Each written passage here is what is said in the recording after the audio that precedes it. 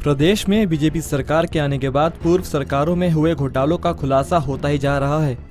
ऐसा ही एक खुलासा कानपुर विकास प्राधिकरण में हुआ है, जहां सरकारी अफसरों ने दलालों की मिलीभगत से अरबों की जमीन फर्जी दस्तावेजों के माध्यम से बेच दी।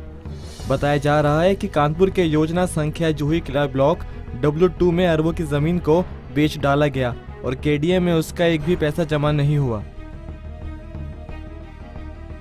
जो हम लोगों ने शिकायत करी है KDA में, हम लोग को ये पता चला है कि कम से कम 500 प्लाट ऐसे फर्जी तरीके से KDA कर्मचारियों ने मिल के, एक कागज़ है KDA के अंदर जिसने ये मिल के वहाँ फर्जी रजिस्ट्रियाँ कर दी हैं, जिसका पैसा KDA के अंदर नहीं जमा हुआ है। जिसमें 11 प्लाटों की संख्या का हमने उसमें लिखित में केशव प्रसाद मौर्य जी को और KDA VC को लिखित में दिया हुआ है, जिसमें अभी तक हमारे पास कोई जानकारी नहीं आई है कि उसमें कोई कार्रवाई हो।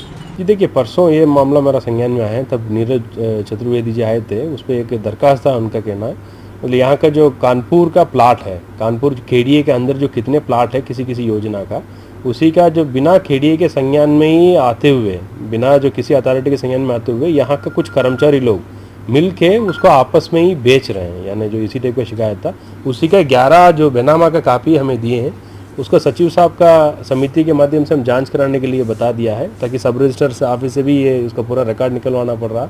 और साथ साथ यहाँ जो हमारा डॉक्यूमेंट भी वेरीफाई करेंगे, यदि ऐसे होता है तो उसको हम लोग सीरियसली लेते हुए मुकदमा दर्ज कराना पड़ेगा। फिर जो कितने कितने कर्मचारी इन्वॉल्व हो रहे हैं उनको बर्खास्त कराने के लिए कार्रवाई भी कराना पड़ेगा। वहीं शिकायतकर्ता ने KDA उपाध्यक्ष से मिलकर जब उनको जानकारी दी तो उन्होंने इस महाघोटाले की जांच बैठाई है।